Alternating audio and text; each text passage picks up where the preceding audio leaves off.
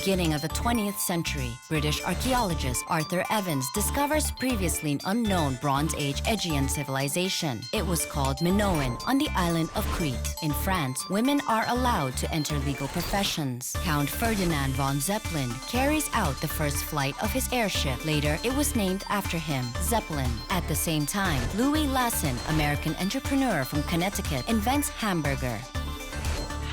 On the verge of 19th and 20th centuries, an unknown author has photographed one of the main events in Kazakh village's life. String of people on horses and camels is about to hit the road. But before, they are supposed to disassemble yurts, load their belongings, and gather the livestock. If you look closer, you can see that there is a man with umbrella in the center of the group. Perhaps it is some traveler or a state official who came to supervise the migration, or a local sultan who decided to boast his curious accessory.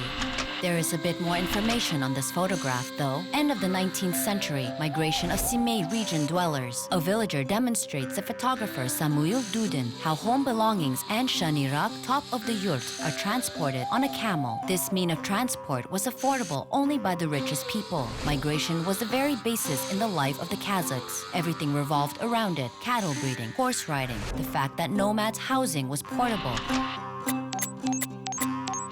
The very day of migration was a special one too. It is reflected in another picture taken by Dudin. He captured a group of dressed-up girls and kids. Migration Day was a day of celebration. People would wear their best clothes, decorate horses, and hit the road singing. French scholar Paul Labe, who traveled in the steppe in the end of 19th century, has also taken a picture of a migration caravan. The photograph features a woman on horseback who looks back and checks on her belongings. Judging by the landscape, the location has scarce grass field, meaning that the caravan will stay here for 2 to 3 days, and after that, people will proceed further.